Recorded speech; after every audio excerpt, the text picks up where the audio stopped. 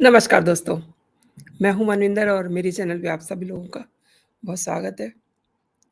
अरविंद केजरीवाल बहुत बहुत शोर मचाते रहते हैं कि उन्होंने अपनी सरकार में कोई बेईमानी नहीं की है, बड़ी ईमानदारी से उनकी सरकार चल रही है और उनके यहाँ जो भी काम होता है, जो भी नियुक्ति होती है, सब निर्धारित पैरामीटर के अनुसार होती है। लेकिन इसकी हवा निकाल दी है आज एलजी ने। वैसे तो शायद ना पता चलता, लेकिन अरविंद केजरीवाल बार-बार ये कह रहे थे कि हमें बताया जाए, हमें बताया जाए। तो बात करते हैं कि ईमानदारी का दम भरने वाले केजरीवाल कितने भ्रष्ट हैं। कोई नई बात नहीं है, मैंने पहले भी इसी चैनल से कई बार उनको कहा है कि बहुत भ्रष्ट हैं, कि कोई ना कोई बात ही ऐसी निकल आती है उनको लेकर के। देखिए इनके पार्टी कार्यकर्ता भी इनके यहाँ से सैलरी ले रहे हैं। क्योंकि उन्हें अपने यहाँ एम्प्लॉयी उन्होंने नियुक्त किया हुआ है। क्यों? दिल्ली सरकार और एलजी में विवाद थम नहीं रहा। क्यों आपस में क्लैश हो रहा है केजरीवाल में और एलजी में? काफ़ी सारी वजहें हैं। यूँ तो आपसे हर दिन बात होती है इन सब वजहों को लेकर के। लेकिन इसकी एक और वजह निकल के आई है। हाल ही में दिल्ली के एलजी विनय कुमार सक्सेना ने केजरीवाल सरकार में फेलोशिप के नाम पर नियुक्त किए गए लोगों को नौकरी से निकाला था। इस पर केजरीवाल सरकार काफ़ी शोर मचा रही थी कि उन्हें बताया जाए कि उनके यहाँ पर जो एम्प्लॉयी किए थे उनको क्यों निकाला गया है। तो इसका जवाब अब एलजी ने दे दिया है और ये जवाब सुन कर के अरविंद केजरीवाल की बोलती बंद हो गई है। जो निकाले गए लोग हैं, उनके बारे में एलजी के ऑफ़िस से जो बताया गया है, वो बड़ा खतरनाक है। उसमें ये कहा गया है कि दिल्ली विधानसभा ने दिल्ली जल बोर्ड, दिल्ली शहरी आश्रय सुधार बोर्ड में एक्सपर्टीज़ के रूप में जो लोग नियुक्त किए थे, 116 फेलो और एसोसिएट फेलो सभी आपके कार्यकर्ता हैं। और ये भी बताया गया है कि उनको एससी-एसटी और ओबीसी के लिए आरक्षण के संबंध में संवैधानिक प्रावधानों का पालन किए बिना नियुक्त किया गया है। अब देखिए, हमेशा कहते हैं कि मेरी सरकार में कोई गैर कानूनी काम नहीं हो रहा है।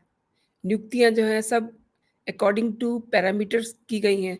लेकिन ये इतनी बड़ी बात जो केजरीवाल को बताई गई है, जो एलजी के ऑफ़िस से उन्हें जानकारी दी गई है और यूँ कहिए कि खुद ही केजरीवाल शोर मचा रहे थे कि उन्हें बताया जाए कि असल बात क्या है।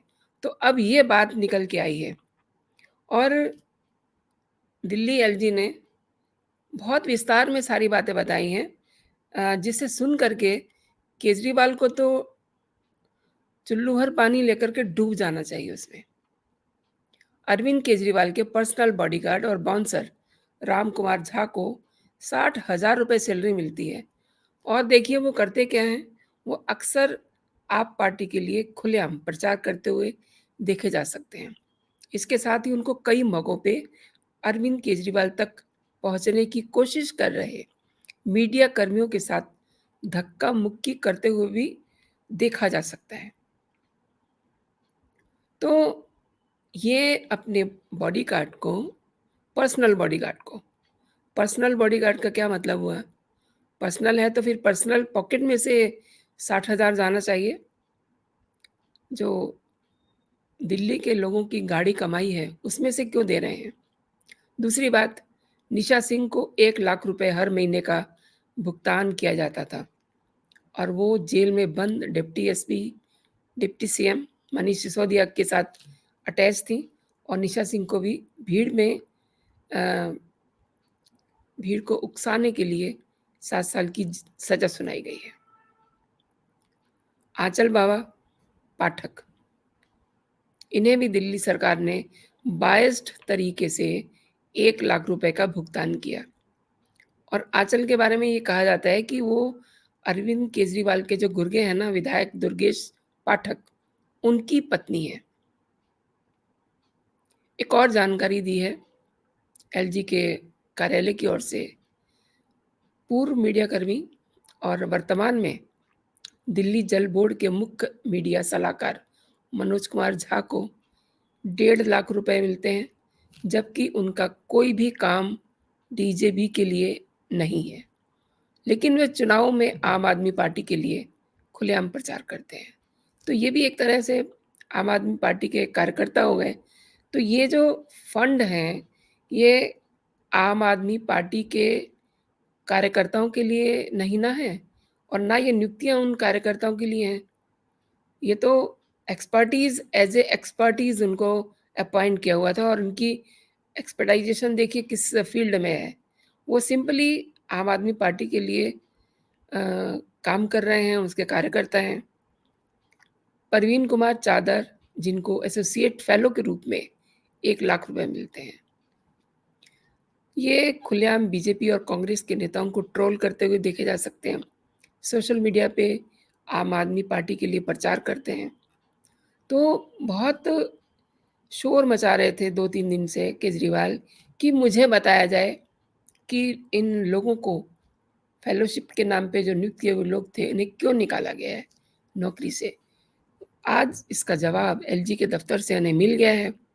अब जार-जार रो रहे हैं, ट्वीट पे ट्वीट कर रहे हैं कि हमें तो ऐसे ही लूटा जाता है, हमारे पे तो ऐसे ही आरोप लगाए जाते हैं। अच्छा, एक और बात है, ये एलजी के दफ्तर से जो जानकारी मिली है, जिनको निकाला गया है, इनको निकालने की कहानी भी बड़ी इंटरेस्टिंग है। इनको न जाने कहाँ-कहाँ से केजरीवाल पकड़ के ले आए। फलाँ एमबी है, फलाँ इस चीज़ में स्पेशलाइज़्ड है, और फलाँ आईआईटीएन है। इस तरीके से इनको प्रोजेक्ट किया गया, और इस तरीके के 116 फेलो और एसोसिएट फेलो नियुक्त किए गए। लेकिन ये सभी अपॉइंट किए हुए लोग आपके कार्यकर्ता निकले हैं। ये रिपोर्ट एलजी के दफ्तर से केजरीवाल को पहुँचा दी गई है, और दुखद तो ये है कि इनको एससी-एसटी और ओबीसी के लिए आरक्षण के संबंध में संवैधानिक प्रावधानों का पालन किए बिना ही अपॉइंट कर दिया गया। इससे मतलब घटिया और बात क्या होगी? और वैसे तो केजरीवाल दिन में न जाने कितनी बार अपने आप को कहते हैं कि मैं दुनिया का सबसे ईमानदार व्यक्ति हूँ। कितने घोटाले इनके नाम से चल रहे हैं। इनका आबकारी का घोटाला चल रहा है, जिसमें वो कहते हैं कि मेरा इसमें कोई रोल नहीं है। आपका रोल कैसे होगा जब आपके पास कोई मंत्रालय ही नहीं है? आप किसी कागज़ पे साइन ही नहीं करते हैं, तो आपका रोल तो होगा नहीं ना। लेकिन आप अपने दूसरे दोस्तों से सारे रोल जो हैं अ, करवा लेते हैं, और फिर वही फँसते हैं, वही लोग जेल गए हुए हैं। दूसरी बात ये है, इनका शीश महल, जो इन्होंने केवल और केवल उस बिल्डिंग को रेनोवेट करने के लिए कहा था, लेकिन वो रेनोवेशन क्या, मतलब वो तो एक तरह से इन्होंने पूरा शीश महल बना लिया है, जिसका एक-एक पर्दा कई-कई लाख रुपए का है। तो ये रेनोवेशन थोड़ा ना होती है।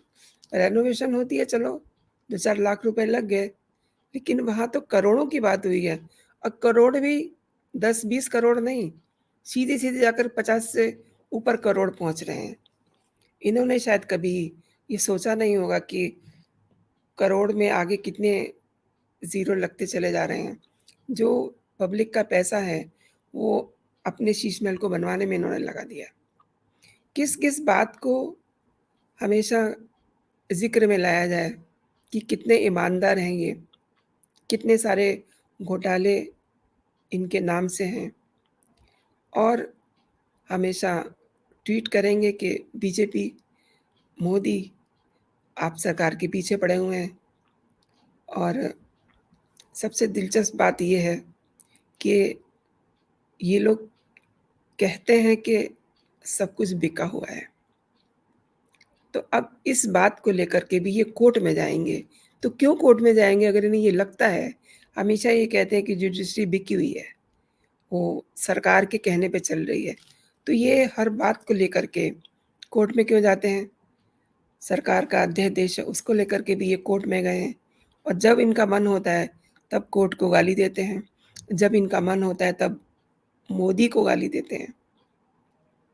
जब इनका मन होता है तो किसी को भी ये बुरा-भला कह देते हैं और इनकी जो अंदर से इच्छाएँ हैं, वो इतनी बड़ी हैं कि ये हमेशा एक लाइन ज़रूर बोलते हैं कि मेरे जैसा सीएम कोई नहीं है, मेरे जैसा सीएम ईमानदार नहीं है। अपने आप को आम आदमी ना कह कर के ये हमेशा as a CM he CM तो हैं ही, तो इन्हें बार-बार एज़ अ सीएम अपने आप को प्रोजेक्ट करने की ज़रूरत क्या पड़ती है? अब 3 दिन से इन्होंने शोर मचा रखा था, हमें बताया जाए, हमें बताया जाए। एलजी को इन्होंने जिस समय उन्होंने उन लोगों को निकाला 400 लोगों को, तो इन्होंने कहा कि हमें बताया जाए। अभी तो ये 116 लोगों के बारे में बताया है। अभी और एक लंबी लिस्ट उनके ऑफ़िस से जारी होनी बाकी है, जिसमें सबकी पोल पट्टी खुलने वाली है और सबके बारे में एलजी के ऑफ़िस से इन्हें जानकारी दी जाएगी कि आपके ये जो विशेषज्ञ हैं, जो इन्होंने हज़ारों में रखे हुए थे, उनके एक्चुअल में काम क्या है? ये जो 116 लोगों की बारे में बात की जा रही है, ये सब आपके कार्यकर्ता हैं, लेकिन विशेषज्ञ के रूप में ये नियुक्त किए हुए हैं। कोई फेलो है, तो कोई एसोसिएट फेलो है। तो दोस्तों, आपको समझ में आ ही गया होगा कि केजरीवाल कितने ईमानदार हैं। आपने पूरा वीडियो देखा।